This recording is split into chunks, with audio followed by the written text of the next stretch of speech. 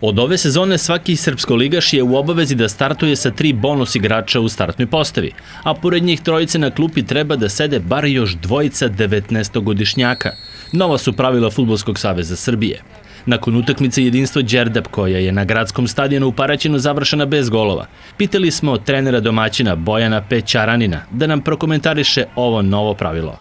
Pa nama konkretno ne predstavlja problem zato što imamo 6 bonusa koji kvalitetom mogu da igraju Srpsku ligu.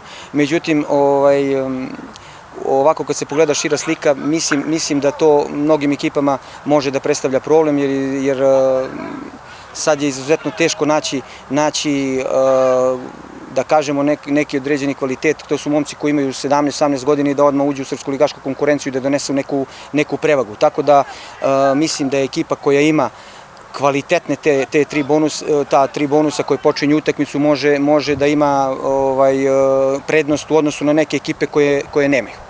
Ako bonus fudbalere, odnosno igrače do 19 godina starosti, pretvorimo u brojke, to je oko 30 do 40% potencijala prve postave.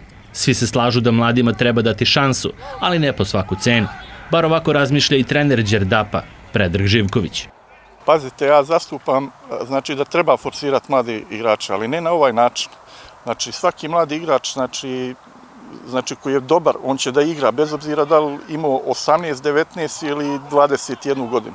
A Nazor nešto razumije što baš nije u redu, znači jer ispaštaju igrači, na primjer 2003. nisu bonusi, znači, a i oni su mladi igrači, tako da ne bi se složio sa ovim pravilom, znači što forsira, znači, Fudbalski savez. Znači, na drugi način se mogu mladi igrači, znači, da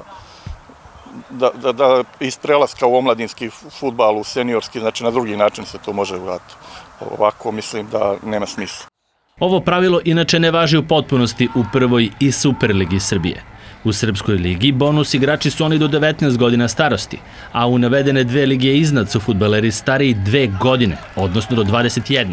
Pojedini fudbalski stručnjaci smatraju da ovo pravilo sa jedne strane jeste dobro, jer afirmiše mlade igrače, a može biti pogubno za nešto starije koji gube mesto u startnoj postavi i postaju demotivisani za igranje u 3. rangu takmičenja.